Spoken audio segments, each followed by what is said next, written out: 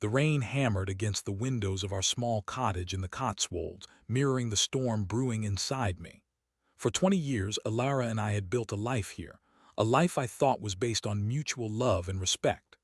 I'm Alaric, a 46-year-old architect, and until recently I believed I had it all: a beautiful home, a successful career, and a loving wife. But the cracks had started to appear, subtle at first, like hairline fractures in a building's foundation. Alara, a vibrant art teacher, had become distant, her laughter less frequent, her touch less affectionate. She attributed it to stress at work, a demanding new headmaster, but I couldn't shake the feeling that something was amiss. It began with the late nights. Alara would come home hours after her usual time, claiming after-school meetings or extra tutoring sessions. I never questioned it, trusting her implicitly. I am not the jealous type, and I always believed in giving her space. But then came the secretive phone calls, hushed whispers in the hallway, always ending abruptly when I approached. She'd claim it was her sister, Bront, but Bront lived in Australia, and their calls were usually filled with loud banter and shared laughter, not furtive whispers. The final straw was the weekend trip. Alara announced she was going to a pottery workshop in Bath, a weekend getaway to hone her skills. I was happy for her, encouraging her to pursue her passions. I even offered to drive her, but she insisted on going alone, saying she wanted some me time. I kissed her goodbye, a lingering kiss that felt strangely hollow, and watched her drive away, a knot of unease tightening in my stomach. That night I couldn't sleep. The house felt empty without her, and the silence amplified my growing suspicions. I tried to rationalize it, to dismiss my fears as paranoia, but the feeling persisted. I found myself drawn to her laptop, a place I rarely ventured, respecting her privacy. But tonight the need to know overwhelmed me. I told myself I was just checking her email, making sure there were no urgent messages from work I needed to forward. But as I opened her inbox, my heart pounded in my chest. There it was, a message from an unknown sender, the subject line simply, "Missing you." I hesitated, my hand trembling over the mouse. I knew I shouldn't read it, that it was a violation of her privacy, but I couldn't stop myself. With a click, the message opened and my world shattered. It was a love letter filled with intimate details and longing, signed only with the initial C. My mind raced, trying to decipher the identity of C, the man who had stolen my wife's affections. The letter spoke of secret rendezvous, stolen moments, and a deep, passionate connection. It was sickening, reading words meant for another man, words that should have been reserved for me. I scrolled through the rest of the email thread, each message a dagger twisting in my heart. C was Caius, a fellow artist she had met at a summer workshop in France a few years back. They had reconnected recently, and their friendship had blossomed into a full-blown affair. The details were excruciating: clandestine meetings at art galleries, romantic dinners in hidden restaurants, weekend getaways to coastal towns. They had even planned a trip to Venice next month, a trip Alara had told me was a solo research expedition for her art projects. I felt a wave of nausea wash over me, the betrayal so profound it physically hurt. I closed the laptop, my hands shaking uncontrollably. I couldn't breathe, couldn't think, couldn't process the enormity of what I had just discovered. My wife, the woman I had loved and trusted for 2 decades, was having an affair and had been lying to me for months. I spent the rest of the night in a daze, pacing the house, replaying memories in my head, searching for clues I had missed, signs I had ignored. Everything suddenly made sense: the late nights, the secretive phone calls, the weekend trip. It was all a lie, a carefully constructed facade to conceal her infidelity. When Alara returned on Sunday evening, she seemed refreshed and relaxed, her eyes sparkling with a newfound energy. She hugged me tightly, her kiss lingering a moment too long, and asked about my weekend. I forced a smile, pretending everything was normal, while inside I was crumbling. I couldn't bring myself to confront her, not yet. I needed time to process, to gather my thoughts, to decide what to do. I spent the next few days in a fog, going through the motions of my job, barely able to concentrate.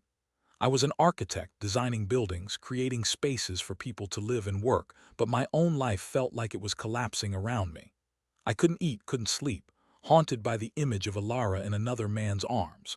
I confided in my best friend Jasper, a pragmatic and loyal confidant. He listened patiently as I poured out my story, his face growing grim with each detail. "You have to confront her, Alaric," he said firmly. "You can't let her get away with this. You deserve the truth." With Jasper's encouragement, I decided to confront Alara. I waited until Friday evening after dinner when we were both relaxed and comfortable. I took a deep breath and began, "Alara, there's something I need to talk to you about." She looked at me expectantly, a flicker of apprehension in her eyes. "I know about Caius," I said, my voice trembling slightly. Her face paled, her eyes widening in shock. What are you talking about?" she stammered, her voice barely a whisper. "I read your emails," I confessed. "I know about the affair, the secret meetings, the trip to Venice." She burst into tears, her carefully constructed facade crumbling before my eyes. "Alaric, I can explain," she sobbed, reaching for my hand. I recoiled, unable to bear her touch. "Explain. Explain how you could betray me, how you could lie to me for so long.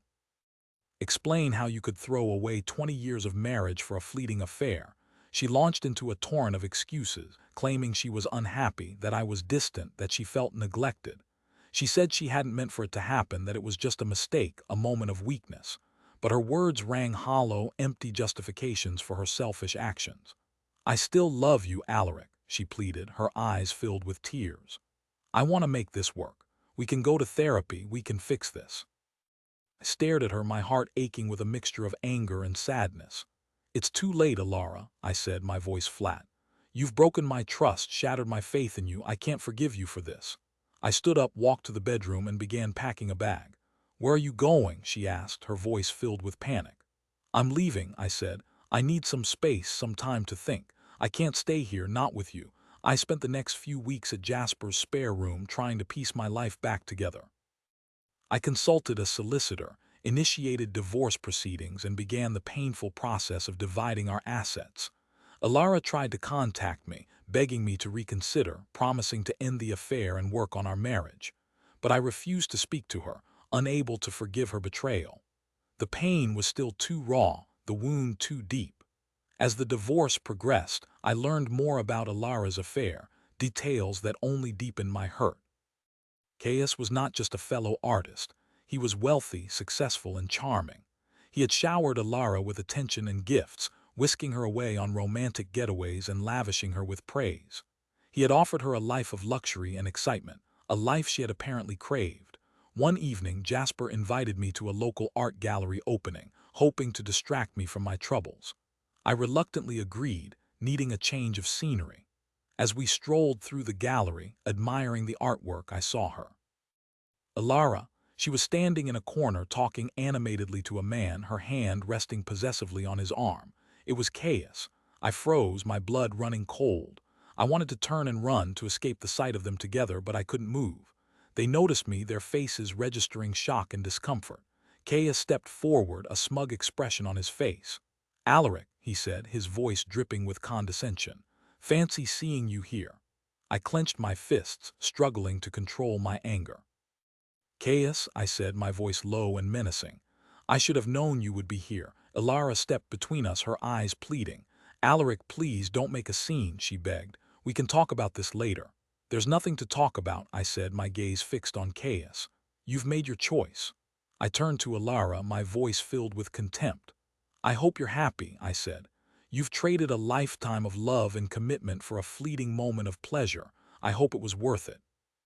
I turned and walked away, leaving them standing there, their faces etched with guilt and shame.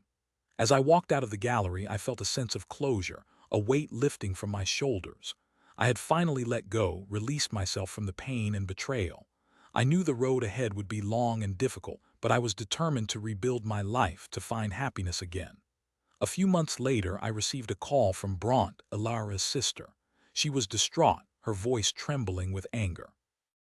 "Alaric, you won't believe what that snake Caius has done," she said. "He's left Alara, dumped her for another woman. He's taken all her money, left her penniless and alone." I felt a pang of sympathy for Alara, but quickly suppressed it. She had made her bed, and now she had to lie in it. "I'm sorry to hear that, Bront," I said, "but I can't help her. She made her choices, and now she has to face the consequences." Bront was furious.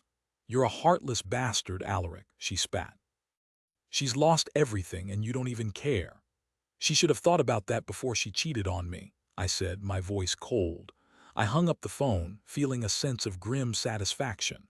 Karma had finally caught up with Alara and Caius, and they were both paying the price for their betrayal. I moved on with my life, focusing on my career, my friends, and my hobbies. I started dating again cautiously and eventually met someone new, a kind and compassionate woman named Freya who valued honesty and loyalty above all else.